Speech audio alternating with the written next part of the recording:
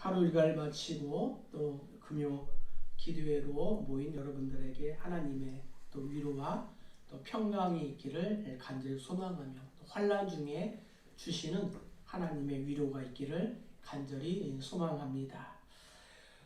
우리의 연수가 70이요 강건하면 80이라도 쏜살같이 날아간다고 모세는 고백하였습니다. 지금 태어나는 아기는 150살까지 산다고 합니다. 이러한 우리 인생길에 왜 이리도 고난이 많을까요? 고난이 없이 살았으면 얼마나 좋을까요? 이렇게 생각해 볼 때가 많이 요즘에 그런 것 같습니다. 편하면 참 좋을 것 같습니다. 그러나 우리 인생에게는 평안이 필요한 것처럼 고난도 필요할 때가 있습니다. 예로 따뜻한 태양이 인간에게 꼭 필요합니다. 그렇다고 해서 이 태양이 밤낮으로 비춘다면 땅은 아마 사막으로 변할 것이며 우리의 육체에도 일사병을 비롯하여 많은 병이 생길 것입니다. 그러기에 우리에게 밤도 필요합니다. 바람이 불지 않으면 태풍도 없고 좋을 것 같습니다. 그러나 태풍의 위험과 폭우의 위험이 있다 할지라도 이로 인해서 지구의 신진대사가 잘 이루어지는 것입니다. 이처럼 고난도 인간사에 필요할 때가 있습니다. 그런데 초년에 평안하다가 노년에 고생하는 것보다 젊어서 고생하다가 노후에 평안하게 사는 것이 훨씬 좋습니다. 사람들은 대체로 편안하게 살고 싶어 합니다. 자원에서 고난을 받겠다는 사람도 없지는 않지만 대부분은 고난을 좋아하지 않습니다. 사람들이 고난 받는 것을 싫어한다고 해서 고난이 또한 사람들을 피해 가는 것도 아닙니다. 모든 사람들에게 다가오는 이 고난이 성도들에게도 반드시 찾아옵니다. 사실 성도들은 불신자들보다 더 많은 고난을 당하기도 합니다. 예수 믿고 신앙생활을 하면은 고난이 사라질 것이라고 생각하는 성도들이 많이 있습니다. 이런 생각으로 신앙생활을 시작한 성도들은 믿은 후에도 예수를 믿은 후에도 여전히 고난이 오거나 이전보다 상황이 나빠지면 자칫 혼란에 빠질 수도 있습니다. 욥처럼 동방의 의인이고 하나님을 경외하며 믿음이 좋았던 그도 환난이 오자 처음에는 의연하다가도 결국은 극심한 혼란에 빠져 자신이 태어난 생일을 원망하기도 합니다. 고난이라는 것도 고난으로 끝나거나 그것이 계속된다면 고통스러운 것이지만 위로가 있고 끝이 있다면 그리고 고난 뒤에 영광이 있다면 우리는 견딜 수가 있는 것입니다. 모든 성도에게는 고난이 있습니다. 유치원생이라고 고난이 없을까요? 또 청년들은 고난이 있지요. 걱정도 있지요. 또한 장년들도 노년들도 물론 고난과 근심과 걱정이 있습니다. 그래서 오늘 고난 중에 역사하시는 하나님의 위로를 통하여 새로운 힘을 얻으시기를 주의 이름으로 축복합니다. 자, 먼저 우리 3절과 4절을 읽어보겠습니다. 찬송하리로다. 그는 우리 주 예수 그리스도의 하나님이시요 자비의 아버지시요 모든 위로의 하나님이시며 우리 모든 환난 중에서 우리를 위로하사 우리로 하여금 하나님께 받는 위로로서 모든 환난 중에 있는 자들을 능히 위로하게 하시는 이 시로다. 먼저 하나님은 환난 중에 있는 자들을 위로하신다라고 성경은 말씀하고 있습니다. 자, 본래 이 고난이라는 말의 원어의 뜻은 이렇습니다. 억압하다, 또 쪼이다, 꺽쇠를 죄다, 애워싸다, 또 주리를 틀다 라는 그러한 의미가 이 고난이라는 말의 원어에 포함되어 있습니다. 옛날 우리의 그 관가에서 죄를 신문할 때에 이 주리를 틀었는데 고난이 바로 그런 것이라는 것입니다. 고난은 주리를 트는 것처럼 매우 고통스러운 것입니다. 바울은 오늘 말씀에 하나님을 찬송하며 고린도 교회와 성도들에게 은혜와 평강이 있기를 구하고 있습니다. 바울이 하나님을 찬송하는 까닭은 무엇입니까? 하나님은 우리 주 예수 그리스도의 하나님이시요 자비의 아버지시요 모든 위로의 하나님이시기 때문입니다. 우리 하나님은 위로의 하나님이시며 또한 비천한 자를 위로하시는 분입니다. 낙심한 자들을 위로하시는 하나님이 디도가 오므로 우리를 위로하셨다라고 바울은 고백하고, 또 하나님은 성도를 핍박하는 원수로 하여금 부끄럽게 하심으로 우리를 위로하십니다. 시편 기자는 이렇게 고백합니다. 은총의 표적을 내게 보이소서. 그러면 나를 미워하는 그들이 보고 부끄러워하오리니 여호와여 주는 나를 돕고 위로하시는 이신이이다 라고 고백했습니다. 또 하나님은 고난을 당하는 자를 긍휼히 여기시며 위로하시는 분입니다. 이사야는 고백합니다. 하늘이여 노래하라, 땅이여 기뻐하라, 산들이여 즐거이 노래하라. 여호와께서 그의 백성을 위로하셨은즉 그의 고난당한 자를 긍휼히 여기실 것임이라. 여호와 하나님은 당신의 모든 백성을 위로하되 황폐한 영혼까지 소생시키시도록 위로하시는 분이다 라고 성경은 말씀하고 있습니다. 이사야는 이어서 이렇게 고백합니다. 나 여호와가 시온의 모든 황폐한 곳을 위로하여 그 사막을 에덴같이 그 광야를 여호와의 동산 같게 하였나니 그 가운데에 기뻐함과 즐거워함과 감사함과 창화하는 소리가 있으리라 라고 고백했습니다. 또 하나님은 모든 슬픈 자를 위로하시는 분입니다.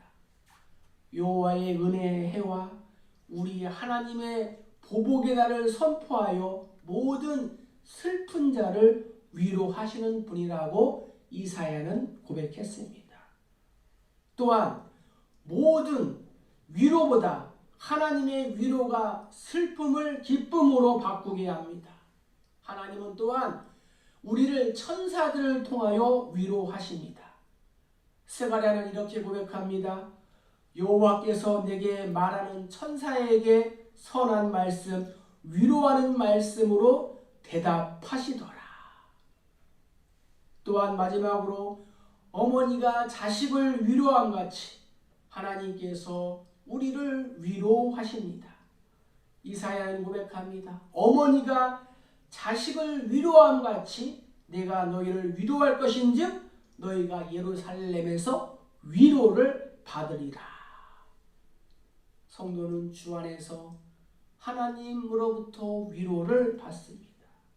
특별히 하나님은 극심한 환난과 고통 중에 있는 자들을 위로하십니다. 이러한 말이 있습니다. 격려는 인생의 자양분이다. 1800년대에 덴마크에 남들보다 글솜씨가 조금 뒤떨어진 아이가 있었습니다.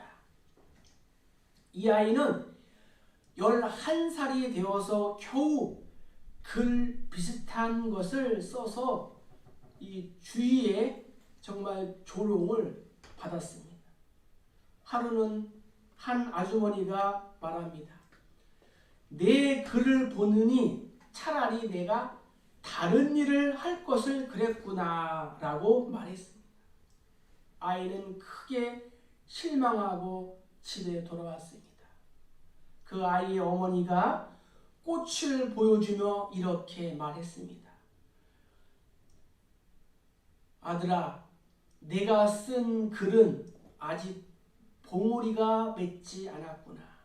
그러나 언젠가는 봉오리가 맺고 꽃을 피울 거야. 걱정하지 마라 했습니다.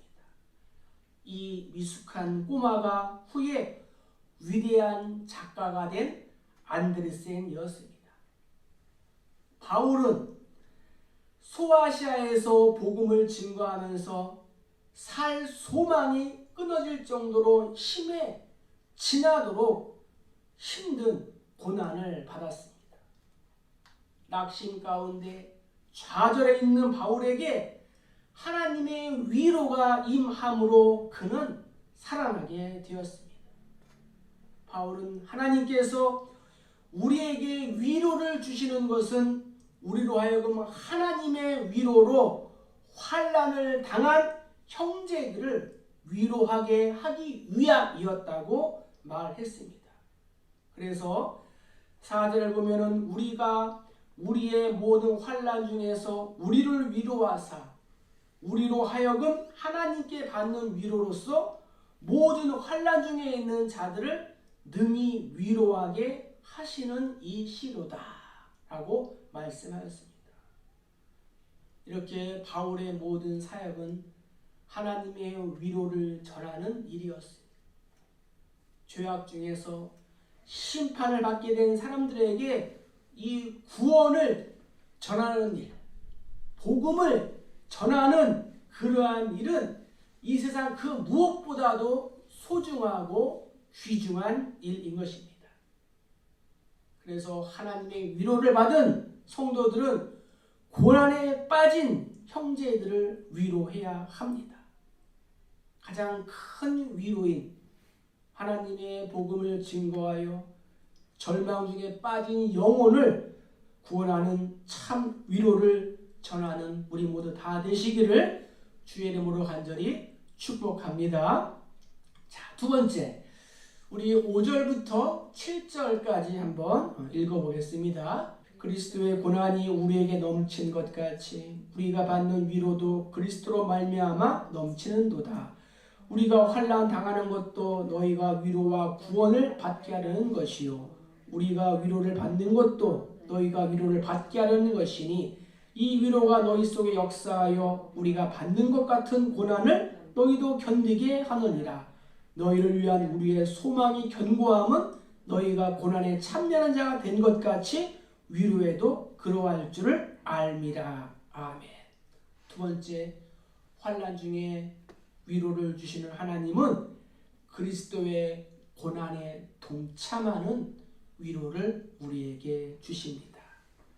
헬라어 원어로 볼 때에 이 위로라는 그러한 뜻은 이렇습니다. 위로라는 말의 원어의 뜻은 가까이에서 부르다 또는 초청하다라는 그러한 뜻입니다.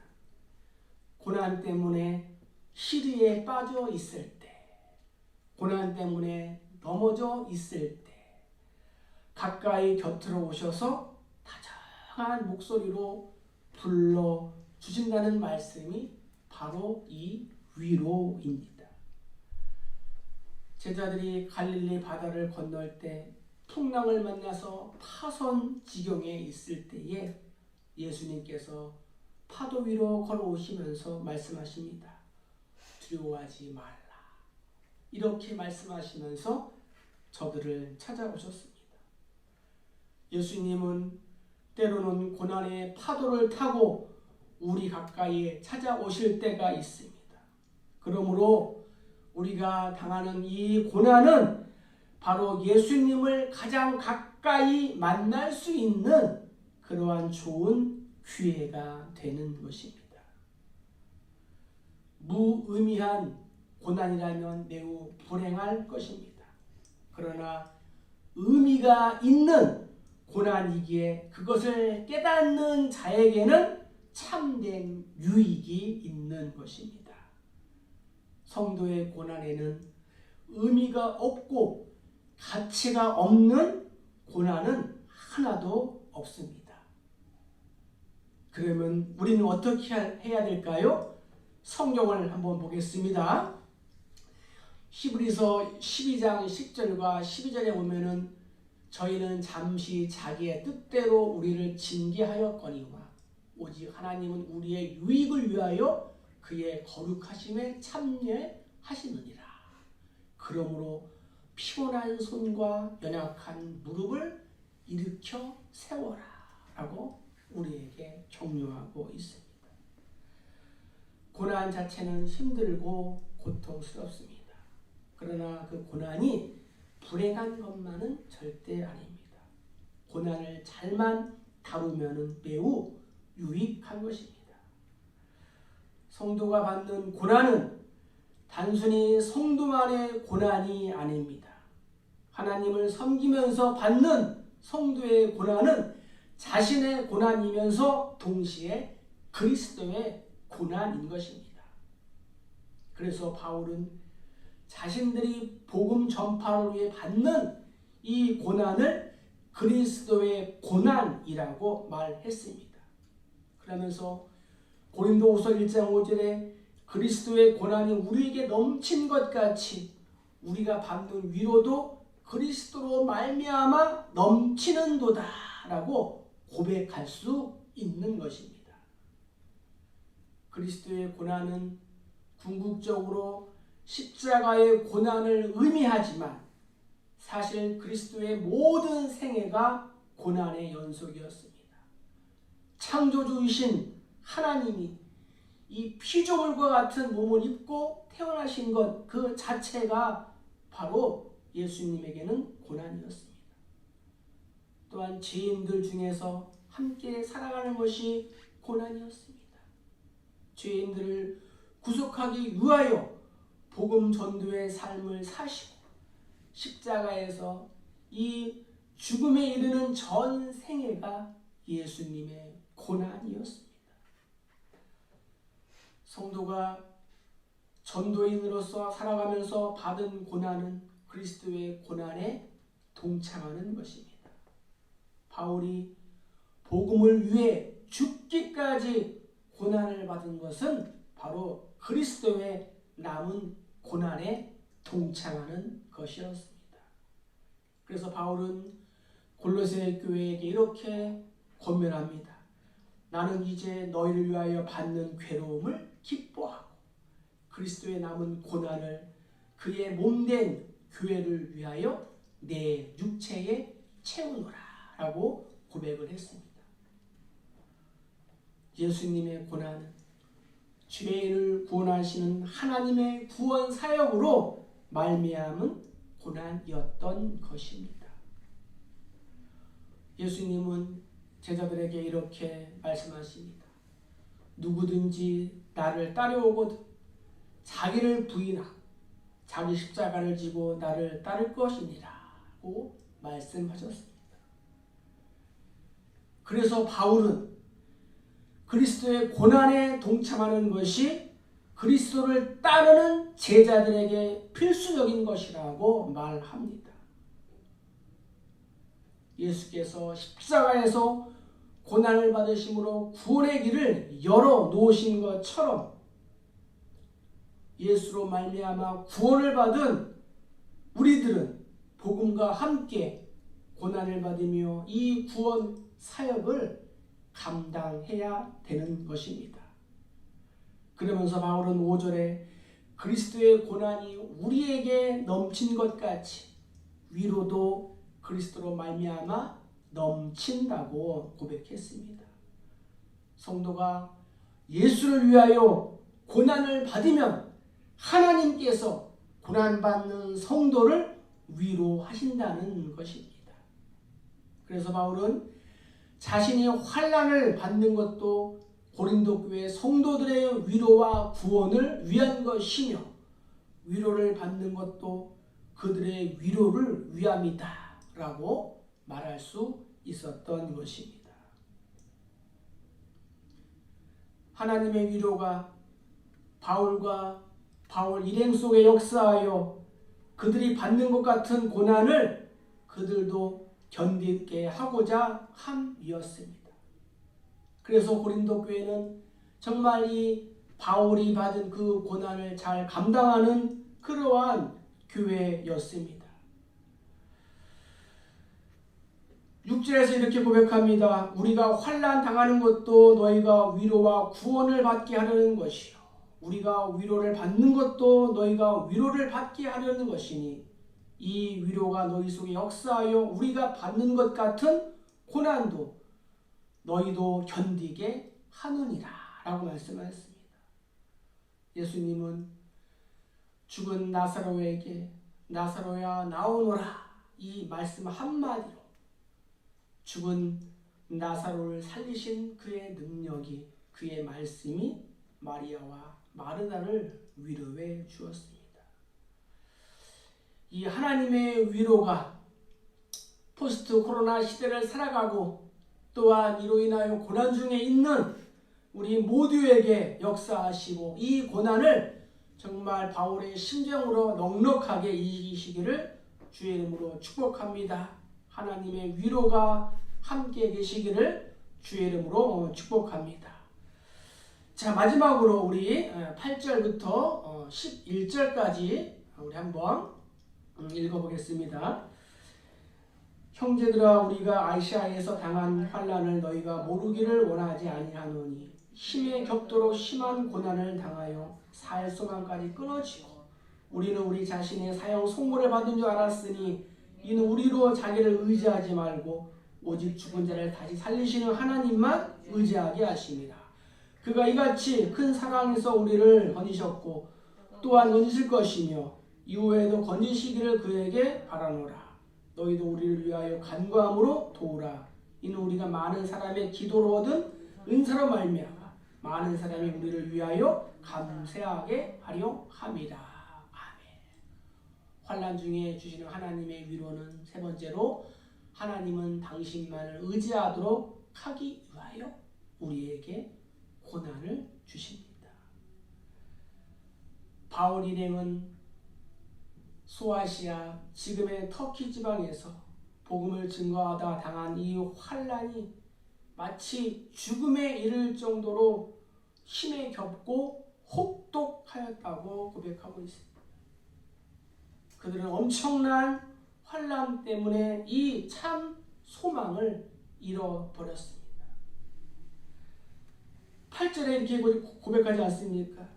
형제들아 우리가 아시아에서 당한 환난을 너희가 모르기를 원하지 아니하노니 힘에 겹도록 심한 고난을 당하여 살 소망까지 끊어졌다.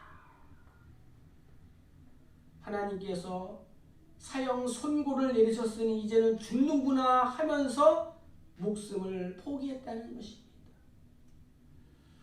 어쩌면 바울은 스데반의 순교 현장을 떠올리면서 나도 이제 복음을 위해 스데반처럼 죽는구나 생각할지도 모르겠습니다. 그런 바울을 하나님께서 위로하심으로 그가 다시 살아나서 마지막 사역을 감당할 수 있게 하셨습니다. 바울을 하나님께서 자신들에게 사형 선고를 하신 것 같은 환난을 당하게 하심은 자신을 의지하지 말고 오직 하나님만 의지하도록 하기 위함이었다고 증거합니다.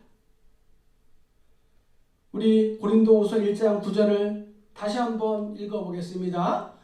우리는 우리 자신이 사형 선고를 받은 줄 알았으니 이는 우리로 자기를 의지하지 말고 오직 죽은 자를 다시 살리시는 하나님만 의지하게 하심이라. 아멘. 하나님께서는 절망 중에 하나님만 바라보도록 하기 위해 환난을 주셨고 환난 중에서도 구원의 은혜를 베푸셨다는 것입니다. 이것이 바로 성도의 신앙입니다. 괴로우나 즐거우나 기쁠 때나 슬플 때나 하나님을 바라볼 수 있는 주바라기의 삶이 바로 성도의 신앙인 것입니다. 다니엘의 세 친구는 뜨거운 풀무불 앞에서도 신앙을 지켰습니다. 그들이 고백합니다. 왕이요, 우리가 섬기는 하나님이 계시다면 우리를 맹렬히 타는 풀무불 가운데에서 능히 건져내시겠고 왕의 손에서도 건져내시리이다. 사자굴 앞에서 의연했던 다니엘의 신앙도 하나님만 바라보는 신앙이었습니다. 다니엘이 이 조서에 왕의 도장이 찍힌 것을 알고도 자기 집에 돌아가서는 윗방에 올라가 예루살렘을 향한 창문을 열고 전에 하던 대로 하루에 3번씩 무릎을 꿇어 기도하며 그의 하나님께 감사하였다고 성경은 기록하고 있습니다. 관원들에게 붙잡혀가서 복음을 전하지 말라고 협박을 받으면서도 당당했던 베드로와 요한의 신앙 역시 예수님만 바라보는 신앙이었습니다. 예수님의 11제자가 모두 신앙을 지키며 죽음과 여러 핍박 앞에서도 당당하며 순교하는 그러한 사람들이었습니다. 우리가 잘 아는 성 프란시스는 원래 부잣집 아들로 태어나서 사랑하는 여자가 있는 보통 청년이었습니다. 그런데 그가 예수 그리스도를 영접한 후에 고난의 길을 일부러 들어섰습니다. 그는 한평생을 가난과 고독과 고통 속에 살았지만 이 모든 것을 유익한 것으로 받아들였습니다. 그리고 자신을 하나님의 도구로 써달라고 기도했고 그 기도대로 살았습니다. 주여 나를 평화의 도구로 써주소서라는 그의 기도가 그 사실을 프란시스를 웅변해 주고 있는 것입니다. 사랑하는 성도 여러분, 말씀을 마칩니다. 고난은 우리를 성숙한 사람으로 자라게 합니다. 고난은 우리를 철들게 합니다. 고난은 우리로 하여금 깨닫게 해줍니다. 그래서 고난은 유익한 것입니다. 우리 성도는 하나님만 의지하는 신앙인이 되시기를 축복합니다. 그러려면 우리는 고난에 동참해야 되는 것입니다. 두려워 말라, 놀라지 말라, 내가 너를 도와주리라, 내게 맡겨라, 내가 해결해 주마, 염려하지 말라, 내가 너를 다시 살려주리라. 하나님은 위로의 하나님이십니다. 슬플 때나 지쳤을 때 위로하시고 외로울 때, 괴로울 때 위로하시며 예수님은 나의 영원한 위로자가 되시는 줄 믿습니다. 성도에게 환난과 고난을 주시는 이유는 하나님만 의지하게 하시기 위함입니다. 성도는 하나님만 의지할 때 구원을 받게 되는 것입니다.